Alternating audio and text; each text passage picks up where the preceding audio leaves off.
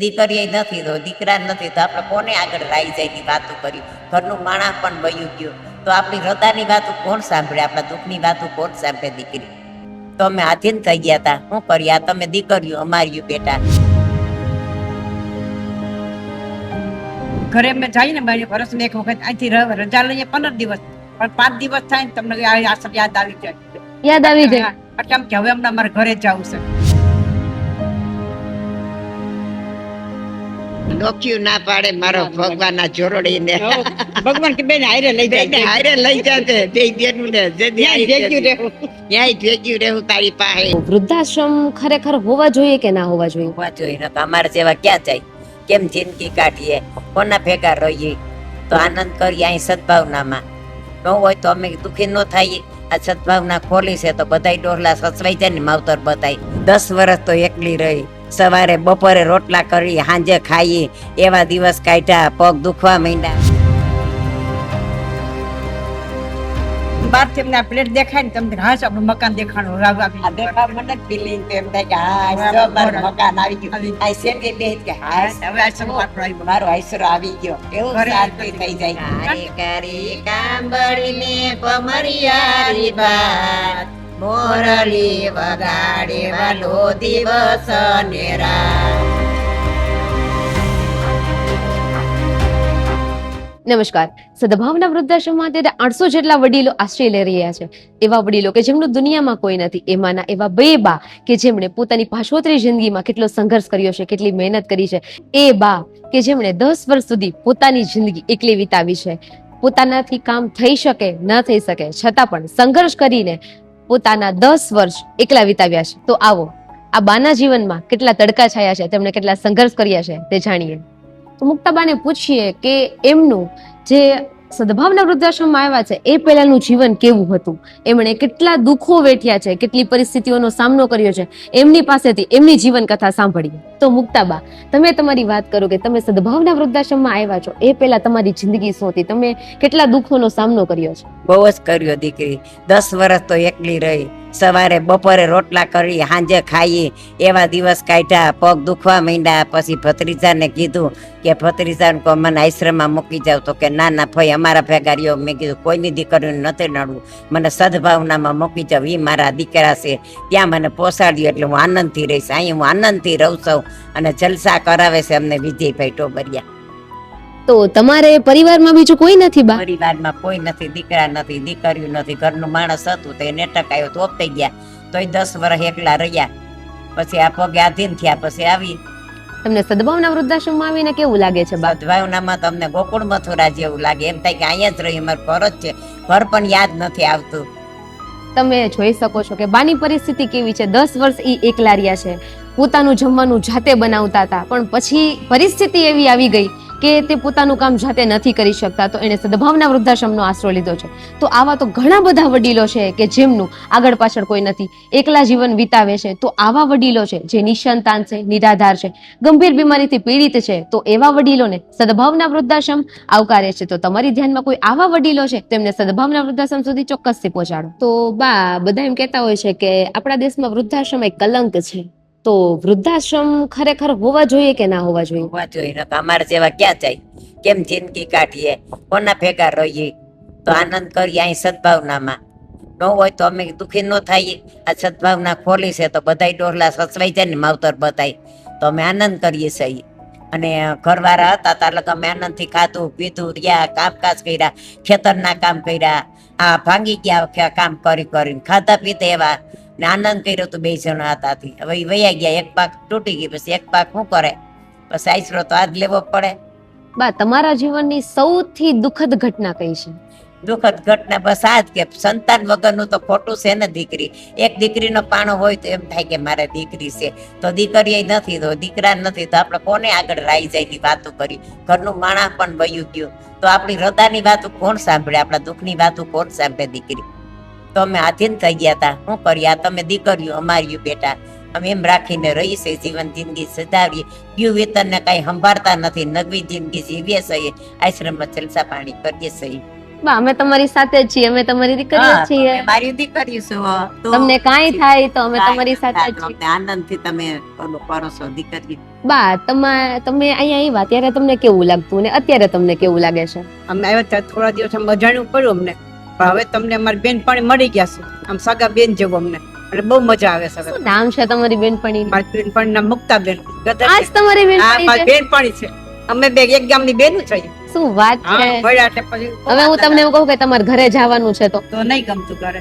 નહીં ગમતું? ના, ઘરે અમે જઈએ ને વર્ષમાં એક વખત અહીંથી રજા લઈએ 15 દિવસ, પણ 5 દિવસ થાય ને તમને આ સબ યાદ આવી જાય. યાદ આવી જાય? હા, એટલે એમ કે હવે અમને અમારે ઘરે જ જવું છે.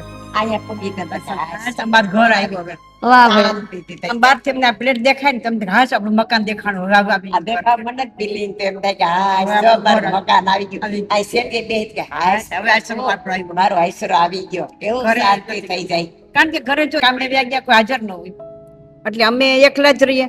તો એકલું રહેવું હોય ને તો આટલો મોટો પરિવાર હોય તો એકલા કેવી રીતના આવે ગમે, એટલે હવે ઘરને યાદ આવતો અમને. જાજા બધા મિત્રો બની ગયા એમ ને જાજા તો? બતાવો અહીંયા તમે કેટલા બધા 10-15 બૈરા સત્સંગ કરીએ, બધા હિસાબે મળીને રહીએ છીએ, વાર્તાઓ કરીએ, અંતકડી રમીએ. તો આવું ઘરે ક્યાં મળવાનું, એટલે અમને બહુ આનંદ આવે છે. તમે તમારા જીવનનું સૌથી પહેલું પિક્ચર કયું જોયું છે? પિક્ચર તે કઈ નહીં જોયું. નહીં જોયું? ના, ત્યારે આ ટીવી આવતા પિક્ચર હતા નહીં, ટોકી જતા નહીં, ગામડામાં રહેતા, તો એકલા ક્યાં દીકરીને જવા ના દે. તો અહીંયા આવીને જોવા જાવ છો? હા, અહીંયા આવીને જોવા જાય છે. એમ તો 3 પસંદ નથી. ઓહ, અહીંયા આવીને પિક્ચર જોવા જાય. હા, શું વાત છે! તો હમણાં તમે કયું પિક્ચર જોવા ગયા હતા? જિંદગી એક સફર ગુજરાતી જોઈએ. શું વાત છે! અહીંયા દીકરીને રાજમાં પિક્ચર જોવા મળે છે, અમને ઘરે કોઈ દિવસ જોવા ગયા. પહેલી વાર અહીંયા આવીને જોયું? હા, અહીંયા પહેલી વાર પિક્ચર જોયું. બા, તમે આ બધી તો વાત કરી બરાબર, તો તમે સવારથી સાંજ સુધીનો આખો દિવસ કેવી રીતે પસાર કરો છો? આખો દિવસ જો સાંજે સવારે ઉઠીને સત્સંગ કરીએ, માળા કરીએ, નાહી ધોઈ અને પછી નાસ્તો કરવા જઈએ. નાસ્તો કરીને આવીને ચોપડી વાસી ભગવાનની, પછી વાસીને ત્યાં ફૂટનું ટાણું થાય તો ફૂટ ખાવા જઈએ. પછી એક ઘડીક વાર અહીંયા ઈંડોરે ઈસકીએ, તા બપોરે જમવાનું થાય તો બપોરે જમવા જઈએ. પાછા ઘડીક આરોટીએ, તા 2 વાગે નાસ્તા ફૂટનું ટાણું થઈ જાય એ જઈએ, સાનું નાસ્તા બી જાય. વળી પાછા ઘડીક બેહીએ, તા પાછું સાંજનું જમવાનું થાય. પછી સાંજે નાહી ધોઈ ને અહીંયા ભજન કરીએ, 10 વાગ્યા લાગે પછી સુઈ જાય તો હવે. વાહ ભાઈ વાહ, શું વાત છે! ટાઈમ ઓછો પડે છે. ટાઈમ ઓછો પડે છે ટાઈમ ઓછો પડે તો રાત આપણે 48 કલાક કરી નાખવી છે. તો મજા આવે. કેવો આનંદ છે. તમે આખો દિવસ કીર્તન ગાવ છો તો મને એક કીર્તન સંભળાવો ને. એને પેટે સંભળાવ્યું. કારે કારે કાંબળીને ભમરિયારી બાત, મોરલી વગાડે વાલો દિવસ ને રાત. ઓસી કે મેલી વાલો પાંગતે ગોતે, મોરલી ના ચડે વાલો ધ્રુસ કે રૂવે. આવી મી મૈયા રણ મૈડા લઈ, પરતા વાસળી લેતી ગઈ. તેડાઓ મૈયા રણને લેવરાવો નામ, કેમ લોટા છે મારા ગોકુળ ગામ. નથી લોટા અમે ગોકુળ ગામ, નથી લોટા અમે કૃષ્ણ બાળ. વાહ ભાઈ વાહ, શું વાત છે! એવા ગાઈ આનંદ કરીએ, ટાઈમ તો કાઢવો ને. તો આપણે આ મુક્તાબા છે, કંચનબા છે, એમની વાતો સાંભળી, એમના હૃદયમાં જે એને પાછોતરી જિંદગીમાં જે એને જીવન જીવ્યું છે, એમની દુઃખદ ઘટનાઓ, ત્યાર પછી અહીંયા આવ્યા પછી જે એમને લાગણીઓ છે, જે અહીંયા ખુશ છે, એમને પરિવાર એક નવો મળ્યો છે, એમની વાતો સાંભળી તો આપણને જાણવા મળ્યું કે એને પોતાની પાછોતરી જિંદગીમાં કેટલા દુઃખોનો સામનો કર્યો છે. તો આવા તો ઘણા બધા વડીલો છે કે જેમણે પોતાની જિંદગી બીજાના ઘરે કામ કરીને, મહેનત મજૂરી કરીને, કોઈના જૂતા પોલિશ કર્યા છે, રેકડી ચલાવીને પોતાનું જીવન ગુજાર્યું છે. તો એવા વડીલો અહીંયા બિરાજમાન છે. તો તમારા ધ્યાનમાં કોઈ આવા વડીલો છે જે રસ્તે રજડી રહ્યા છે, પરિવાર નથી, સાવ એકલા થઈ ગયા છે, તો એવા વડીલોને સદભાવના વૃદ્ધાશ્રમ આવકારી રહ્યું છે. તમારા ધ્યાનમાં કોઈ આવા વડીલો છે, એમને સદભાવના વૃદ્ધાશ્રમ સુધી ચોક્કસથી પહોંચાડજો. અને આવા વડીલોને અમે સૌથી વધારે ખુશ રાખી શકીએ એવા દરરોજ ને દરરોજ પ્રયત્ન કરીએ છીએ. તો તમે પણ કોઈ એવી નાનકડી સેવા કરવા ઈચ્છો છો તો સદભાવના વૃદ્ધાશ્રમની મુલાકાત ચોક્કસથી લઈ શકો છો. આપણે એક વડીલને 1 વર્ષ માટેનો ખર્ચો 51,000 રૂપિયા આવતો હોય છે. તો તમે આવા વડીલોને માવતર તરીકે તમે એને દત્તક પણ લઈ શકો છો, એમના અનન્ય આશીર્વાદ પણ પ્રાપ્ત કરી શકો છો. તો આવા આશીર્વાદ લેવાનું ક્યારેય ચૂકશો નહીં. તમે સદભાવના વૃદ્ધાશ્રમની મુલાકાત માટે પરિવાર સાથે ચોક્કસથી પધારો. આપણે મળીએ આવતા નેક્સ્ટ એપિસોડ સાથે. હાલો આપણે બે બેનો તો શું હા, બે બેનો હો. ભગવાન આવી નવી માઇક લેવા દે બેન, બસ. મરી તાર લગન અહીં તો ભેગું જ રહેવું. આઈ ભેગું જ રહેવું છે મારા વાલાજી કઈ ન દયાથી. મજા આવે. બસ પ્રભુ કેવી નોખ્યું. મજા આવે બેન ભેગા આનંદ. હા નોખ્યું ના પાડે મારો ના, ના. ભગવાન ના જોરડીને હો, ભગવાન કે બેન હારે લઈ બેને જાય હારે લઈ જાતે બે બેનું ને જે દી ત્યાં આવી ભેગ્યું તે રહેવું. ન્યાય ભેગ્યું રહેવું તારી પાસે. હા, લીલા લેર કરશું, બસ, બસ. બેન મજા સત્સંગ મજા કરશું, સત્સંગ કરશું. ત્યાં બે ભેગ્યું જાય તો કરીએ ને. હા, એક જાય તો એક કેની હારે બોલે. ના ના ભગવાન બેન કેવું કેમ બેન ભેગ્યું લઈ જાજે બેને એકને નહીં. ભેગ્યું. બસ મારા પ્રભુ કઈ તારી લીલા તું સ્વીકારજે. બસ એની લીલા પરંપરા. શું જમાડશો? અરે દાળ ભાત, બે જાતના શાક હોય, સંભારો હોય, રોટલી હોય. તમારા હાથે જમાડશો? હા મારા હાથે જમાડ. દીકરીઓને તો માવતર જમાડતા જ આવે ને. એના હાથમાં દે, મોઢામાં દે, આમ કરીને લે અબો કર્યો. જમાડવું છે. દીકરીને જમાડવી જોઈએ. દીકરી અમને સાચવે તમારી દીકરીને જમાડવું પડે તો હા તો પછી અમને મારી દીકરી યાદ નથી આવતી. અમે હા તમારી દીકરી જ છીએ. તો તમારી આવી મજાની દીકરીઓ ફરતા ફરતા સમાચાર પૂછી જાય, ખબર કાઢી જાય. હા કે બા દવા જોઈ છે, બા કઈ વસ્તુ જોઈએ છે. અમારે શું અહીંયા ઉપાધિ છે? કઈ ઉપાધિ છે? લેવા જાવ કઈ દેવા જાવ, કઈ વિશેષ છે. આનંદ કરીએ. એ ઘરની દીકરી તો મહિને આવે, 2 મહિને આવે. આમાં દીકરી રોજ આવે. રોજ મજા આવે, આવે. રોજ મોટા બતાવે. બરોબર છે ને? મજા આવે તમને. આનંદના દિવસ કરવાના છે, બીજું શું ભેગું આવવાનું છે? તો એ અમને 2 બેન આખો દી બેઠી બે બેન એક હિંચકો રોકીને દઈ જઈએ.